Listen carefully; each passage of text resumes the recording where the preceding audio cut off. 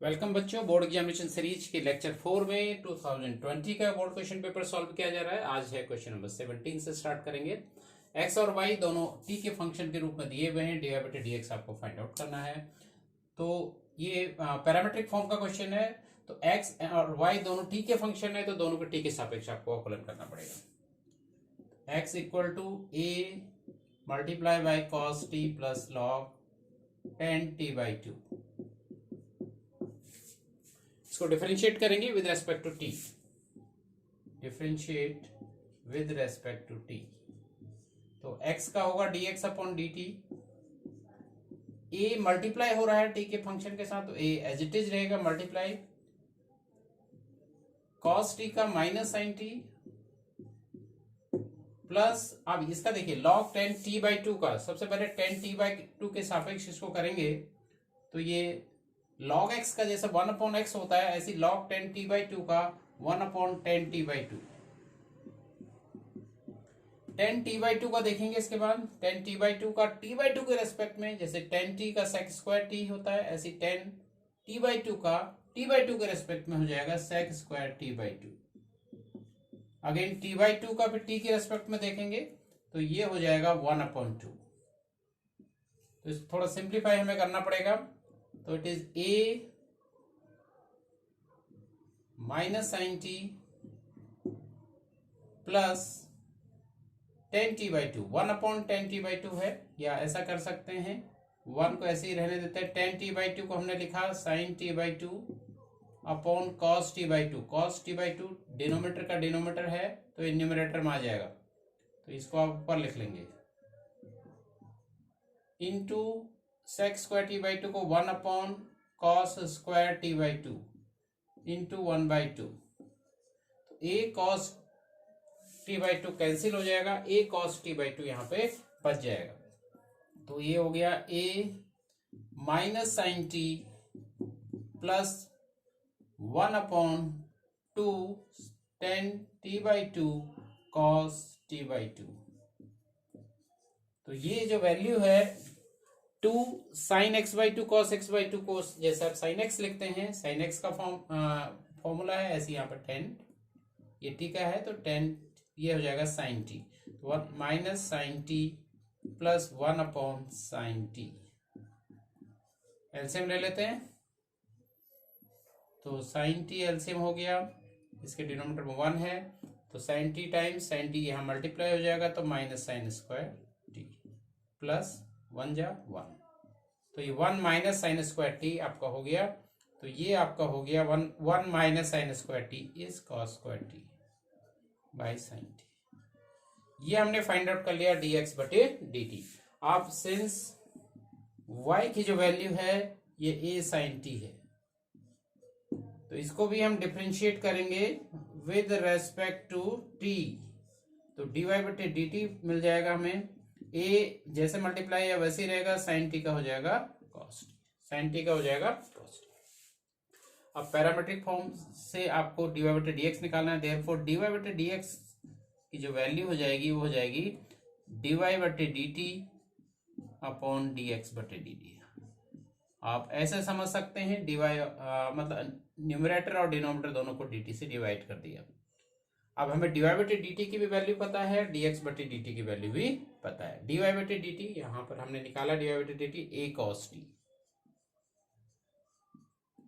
और dx बटे dt की वैल्यू ये आई हुई है, तो यह है a cos square t upon sine t। तो साइन t जो है वो डिनोमिनेटर है, तो न्यूमरेटर में आएगा, तो a से a भी कैंसिल हो जाएगा, तो cos t तो एक न्यूमरेटर में है, ये डिनोमिनेटर का डिनोमिनेटर ये भी ऊपर आ गया sine t upon cos square t, a cos t फिर कैंसिल, बचेगा sine t upon cos t, ये वैल्यू हो जाएगी 10t, ये वैल्यू हो जाएगी 10t। तो dy बटे dx की जो वैल्यू आ गई वो आ गई 10t। 18 क्वेश्चन 4 मार्क्स क्वेश्चन है। फलन एक दिया हुआ है 1 upon x plus 2 x plus 3 का समाकलन आपको निकालना है x के सापेक्ष। तो इस प्रकार के क्वेश्चन आपने किए हुए हैं इंटीग्रेशन में, तो इसको सबसे पहले हम आंशिक भिन्न से हल करते हैं। 1 upon x plus 2 x plus 3 देखिए एक्स के सिंगल घात है, तो इसको आप सपोज कर लेते हैं a upon x plus two plus b upon x plus three. तो दिस इम्प्लाइज अब a और b की वैल्यू आपको फाइंड आउट करनी पड़ती है आंशिक भिन्न में। तो इसको फाइंड आउट करने के लिए राइट हैंड साइड में आप इसको एलसीएम ले लेंगे। आपका लेफ्ट साइड यही रहा 1 upon x plus two x plus three, right side में आपने एलसीएम लिया x plus to multiply by x plus three. तो यहां से divide by x plus three बच गया, a के साथ आ गया x plus three plus b के साथ ऐसी जब इससे डिवाइड किया एक्स प्लस टू यहाँ आ जाएगा। तो ये x प्लस टू से x प्लस टू और x प्लस थ्री से x प्लस थ्री, डिनोमिनेटर के दोनों टर्म्स कैंसिल आउट हो गए। अब इस वैल्यू को आपको फाइंड आउट a और b की वैल्यू निकालनी है। यहाँ पर x की कोई भी वैल्यू आप रख सकते हैं, तो आर्बिट्री है। तो आपको क्या करना है, पहले एक केस में x प्लस टू को जीरो रख लेते हैं। लेट x प्लस टू बराबर जीरो और x equal to minus two, या लेट या पुट कुछ भी लिख सकते हैं इसमें ये रखने पर। तो ये वैल्यू अगर रख देते तो हमारा हो जाएगा 1, तो है ही है। a multiply x plus three है, x की जगह आप माइनस टू रख रहे हैं plus three plus b multiply by x plus two and x plus two is zero. तो ये टर्म आपका जीरो हो गया, ये आ गया 1। तो 1 मल्टीप्लाई a इज a, तो a इक्वल टू 1। हमें a की वैल्यू निकल के आ गई 1, a की वैल्यू निकल के आ गई 1। अब ऐसे ही हमें x प्लस थ्री को जीरो रख के b की वैल्यू निकल जाएगी। तो put x plus three equal to zero और x equal to minus three, x equal to minus three, ये थ्री इधर आके माइनस थ्री। तो ये हो जाएगा 1 इक्वल टू, तो a multiply x plus three है, एक्स प्लस थ्री को आपने जीरो लिखा है, plus b x plus two, x is minus three plus two, तो ये माइनस वन हो गया। Minus one multiply by b is minus b, ये वैल्यू आपकी जीरो होगी, तो minus b equal to 1। This implies b की जो वैल्यू निकल के आ गई -1। ए और बी की वैल्यू निकल के आ गई है, तो वैल्यू आप यहां रख देंगे। ठीक है, therefore 1 upon x plus two x plus three is equal to a upon x plus two था, ए की वैल्यू आ गई 1 upon x plus two and b is -1 upon x plus three, ये वैल्यू निकल के आ गई। देयरफॉर i इक्वल टू, अब इंटीग्रेशन हमारा है इन दोनों का मल्टीप्लिकेशन, और इसको आपने इस फॉर्म में लिखा, तो आप क्योंकि बीच में माइनस का साइन है तो दोनों में आपको इंटीग्रेशन लगा देना है और विद रेस्पेक्ट टू x कर लेना है। तो 1 upon x plus to D x minus 1 upon x plus three D x. तो सिंगल घात है x की, 1 अपॉन एक्स का जैसे log x होता है ऐसे इसका log x प्लस टू हो जाएगा, log x प्लस टू, ऐसे इसका हो गया log x plus three, plus c आप लिख लेंगे log m minus log n can be written as log m upon n, इसको आप लिख लेंगे log x plus two upon x plus three plus c। तो इस ढंग से इंटीग्रेशन को आप सॉल्व करेंगे। आंशिक भिन्न का क्वेश्चन है पार्शियल फ्रैक्शन का। क्वेश्चन नंबर 19, डेफिनेट इंटीग्रेशन निश्चित समाकलन का एक प्रश्न पूछा गया है, तो ये समाकलन आपको सॉल्व करना है। dx तो लिख दिया, तो dx upon 1 plus under root 10x, तो ये i की वैल्यू है, इसको आपको वैल्यू फाइंड आउट करनी है। तो सॉल्यूशन इसका कर लेते हैं, तो i equal to pi by 6 to pi by 3 dx upon 1 plus, देखिए 10x जो होता है आपका sine x upon cos x है, तो अंडर रूट का साइन भी है, तो under root sine x upon under root cos x. तो इसको हम सिंप्लीफाई कर लेते हैं, pi by 6 pi by 3 dx upon, यहाँ पर आपने एलसीएम ले लेना है अंडर रूट कॉस एक्स, तो डिनोमिनेटर 1 है, तो ये आ जाएगा under root cos x plus under root sine x. तो डिनोमिनेटर का जो डिनोमिनेटर है ये न्यूमरेटर में आ जाएगा, तो i की जो वैल्यू है ये इस ढंग के आ गई, pi by 6 to pi by 3 under root cos x upon under root cos x plus under root sine x dx। ठीक है, ये आपकी i की वैल्यू इस ढंग से फाइंड आउट आपने करी। ठीक है, तो देख लीजिए, आगे बढ़ते हैं, इस क्वेश्चन को आगे किया कैसे करेंगे। इसमें देखिए अपर लिमिट और लोअर लिमिट दोनों दी गई हैं, तो P3 इसमें फाइंड आउट करेंगे। तो P3 से प्रॉपर्टी लगाएंगे। P3 प्रॉपर्टी जो निश्चित समाकलन की P3 प्रॉपर्टी है, इसको हम यहाँ पे लगाएंगे। तो I की जो वैल्यू आपकी आ जाएगी वो आ जाएगी π/6 π/3 cos। ये क्या होता है? ये होता है upper limit plus lower limit, upper limit plus lower limit minus x. ये आप लिखते हैं इसको इस ढंग से, ऐसे ही यहां भी आ जाएगा cos π/3 plus π/6 minus x, plus same चीज साइन के आ जाएगी, sine π/3 plus π/6 minus x dx। इसको हम π/3 प्लस π/6 को अगर हम रफली ऐड करें, π/3 plus π/6 LCM 6, 2 times 2 pi plus 1 times pi, it is 3 π/6, 3 2 जा इट π/2 आ जाता है। इसकी जगह हम π/2 लिख सकते हैं। तो I इक्वल टू π/6 टू π/3, ये आ गया cos π/2 minus x, sorry under root में है इस ढंग से।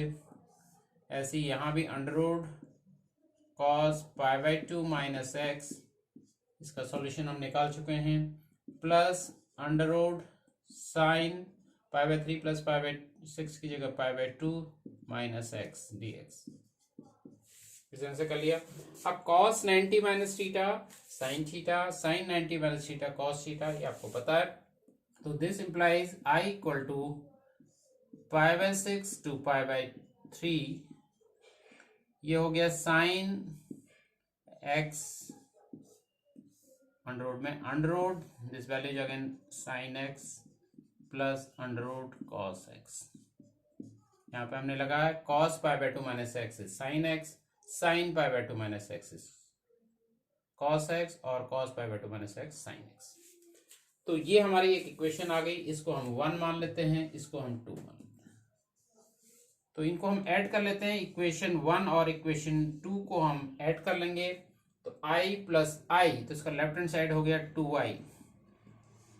इंटीग्रेशन की limit upper limit lower limit same है, तो π/6 टू π/3। अब इन दोनों को ध्यान में देखिएगा, तो इनका डिनोमिनेटर इज सेम, पीछे प्लस का साइन है तो आगे पीछे लिखा जा सकता है। तो under root sine x plus under root cos x same है। तो अगर सेम होता है डिनोमिनेटर, तो आपका एलसीएम भी वही हो गया और न्यूमरेटर को आप डायरेक्ट ऐड कर सकते हैं। ये इस रंग का आ गया। तो देखिए अब ये सेम लग रहे हैं न्यूमरेटर डिनोमिनेटर, ये पूरा इससे कैंसिल हो जाएगा, ये 1 आ जाएगा, ये 1 आ गया। तो इसको कंटिन्यू करते हैं यहां से। 2i इक्वल टू π/6 टू π/3, 1 बच गया 1 dx, और 1 का इंटीग्रेशन x के रेस्पेक्ट में हो जाएगा x π/6 टू π/3। ठीक है। अब देखिए पहले आपने रखनी है अपर लिमिट x की जगह, फिर लोअर लिमिट π/6। तो 2i की जो वैल्यू आ रही है इसको सॉल्व कर लेते हैं। 6 इसका एलसीएम हो गया, 2 times 2 into pi is 2 pi minus 1 जा पाई, ये बच गया π/6। 2 को यहाँ लेके जाइए, this implies I equal to π/2 into 6 is 12, 2 into 6 is 12। तो जो इंटीग्रेशन की जो वैल्यू है ये आपने सॉल्व कर दी, and the answer is π/12। 19th question में एक चॉइस आपको दी है, यहाँ पर भी डेफिनेट इंटीग्रेशन का ही क्वेश्चन है, निश्चित समाकलन का ही प्रश्न पूछा गया है। तो इसको सॉल्व करते हैं। तो यहाँ पर देख लेते हैं I की जो वैल्यू है 0 टू पाई, तो x dx upon 1 plus sine x.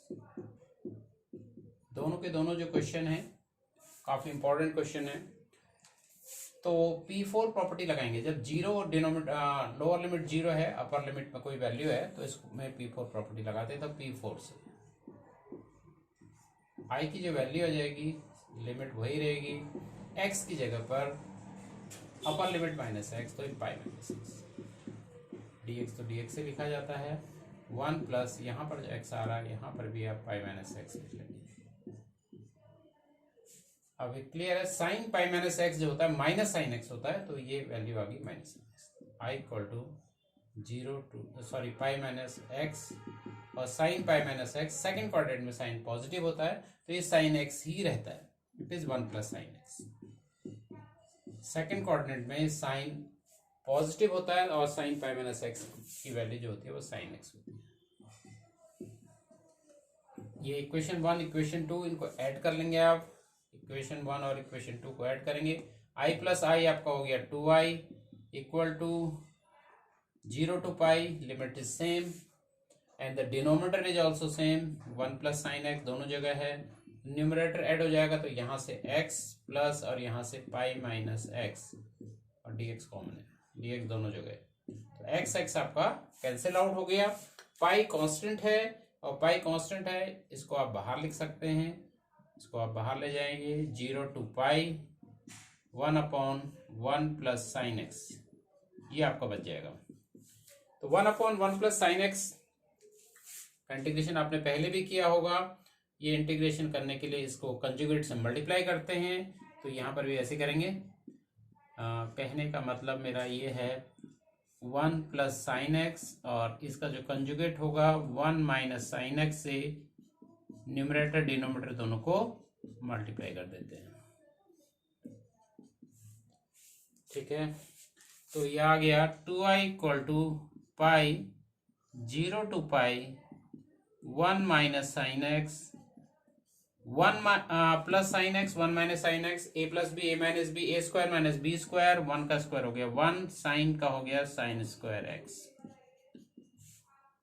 ये इस ढंग का आ गया।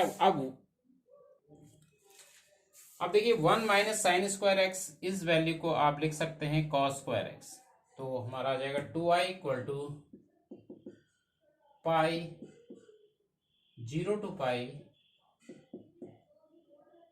1 minus sine x upon cos square x dx। इसको आप सेपरेटली देखिए, आपके न्यूमरेटर में दो टर्म हो गए, अलग अलग इनको डिवाइड कर लेते हैं, तो 2i की जो वैल्यू आ रही है pi 0 to pi 1 upon cos square x minus, यहाँ पर साइन एक्स के साथ एक कॉस एक्स ले लेते हैं और एक कॉस एक्स जो रहता है उसको 1 के नीचे लिख लेते हैं मल्टीप्लाई करके, इस ढंग से इस फॉर्मेट में इसको लिख लेंगे। तो 1 अपॉन कॉस स्क्वायर एक्स होता है सेक स्क्वायर एक्स और ये आपका आ गया sine x tan x sec x, integration 2i की वैल्यू आ रही है। अब देखिए इन दोनों का इंटीग्रेशन अलग अलग लिख सकते हैं, सेक स्क्वायर एक्स को आपने इंटीग्रेट किया तो ये होता है 10x और 10x सेक एक्स का जो इंटीग्रेशन होता है ये होता है सेक एक्स।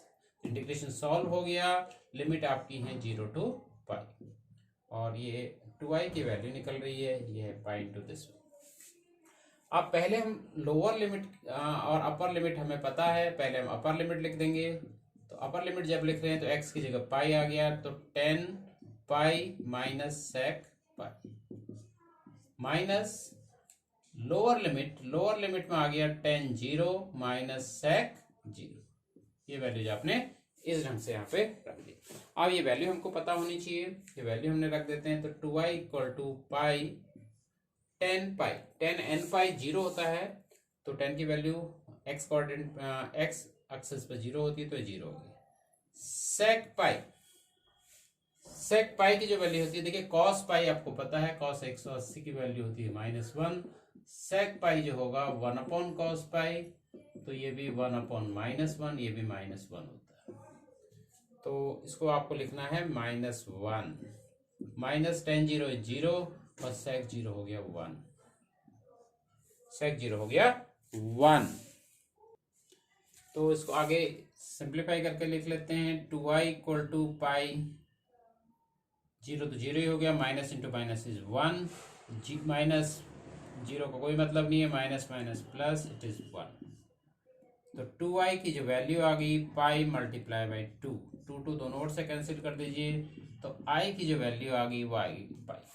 तो जो इंटीग्रेशन आपसे पूछा गया था इस क्वेश्चन में ये था 0 to pi x d x बटे 1 प्लस साइन एक्स। इसको हम सॉल्व कर रहे थे तो इसकी वैल्यू निकल के आ गई पाई।